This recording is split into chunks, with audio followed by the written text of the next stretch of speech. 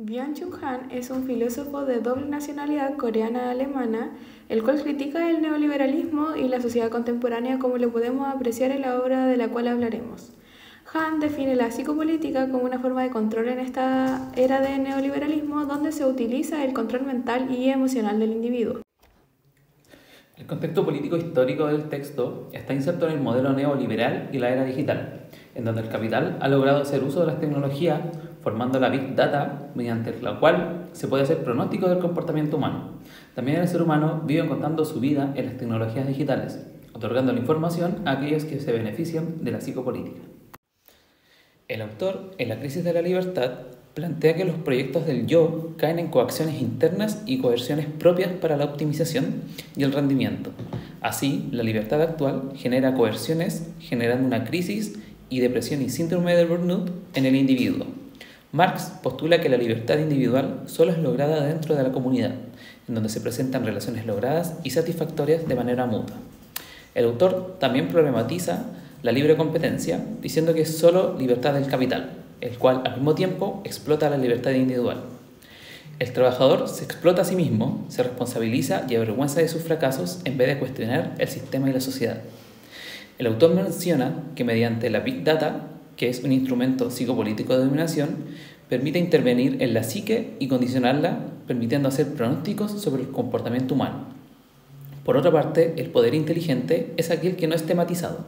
Este no se opone a la libertad, es amable, depone su negatividad y se ofrece como libertad. Exige al individuo compartir su vida.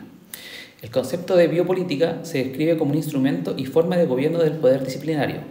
Este último considera a la población como masa de producción y reproducción, la cual se debe administrar mediante la biopolítica, lo cual significa el control de la reproducción, las tasas de natalidad y mortalidad, el nivel de salud y la esperanza de vida. El autor realiza una analogía de Foucault, el cual no hace un giro a la psicopolítica, además de que no percibe que la optimización propia no es más que una eficiente forma de dominación y explotación. Así también, Han menciona que los talleres de management personal y los coaching empresariales prometen la optimización personal y el incremento de la eficiencia sin límite, eliminando toda debilidad funcional, generando una violencia positiva, destruyendo así el alma humana, que es todo menos positiva.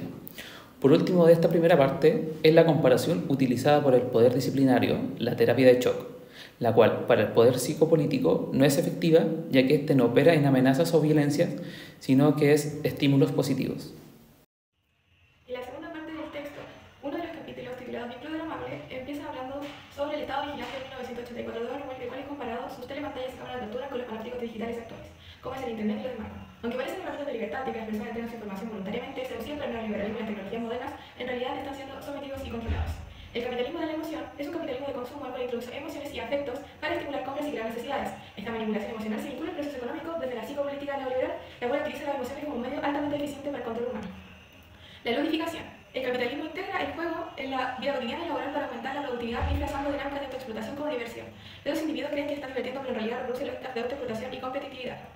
El Big Data. Este recopila masivamente datos digitales. Para ellos hay empresas que se dedican a esto, donde se utilizan los datos para predecir comportamientos, destruyendo la privacidad, consolidándose como una herramienta clave en el sistema neoliberal. Este sistema convierte toda acción en información visible y accesible, destruyendo la privacidad. Empresas y gobiernos utilizan estos datos para influir en las decisiones de las personas, apelando a sus emociones, en una dinámica vinculada al capitalismo de la emoción. Otro apartado es más allá del sujeto. Se dice que la experiencia es descrita como un ente transformador. Foucault analiza cómo autores como Nietzsche, Lancoch y entre otros, la experiencia lleva al sujeto a su disolución o cambio, liberándolo del sometimiento. En contraste, la psicopolítica neoliberal refuerza este sometimiento mediante la manipulación emocional. Por último tenemos el idiotismo, donde Han critica el impacto del neoliberalismo que ha transformado al individuo en un ser centrado exclusivamente en sí mismo, desconectado de la comunidad. Hoy en día, el idiotismo ha convertido la política en un espectáculo, debilitando la conciencia colectiva. Para finalizar, queremos destacar que la importancia del texto radica en su relevancia histórica, política y contemporánea, al ofrecer una crítica directa al sistema neoliberal. Este sistema, a través de la tecnología, ejerce control y manipulación sobre las personas, haciéndoles creer que son libres mientras las mantiene inmersas en su lógica. En realidad, vivimos en una sociedad que fomenta la explotación y la autoexplotación, promoviendo la competitividad desmedida y generando efectos negativos como la fragmentación social y la formación de individuos cada vez más egoístas y desconectados de la colectividad. Como crítica, creemos que el autor Han debió profundizar más en las consecuencias psicológicas que tiene el modelo liberal sobre el individuo. Y también creemos que fue muy negativo con respecto a las tecnologías. También hay cosas positivas que podemos rescatar de ellas.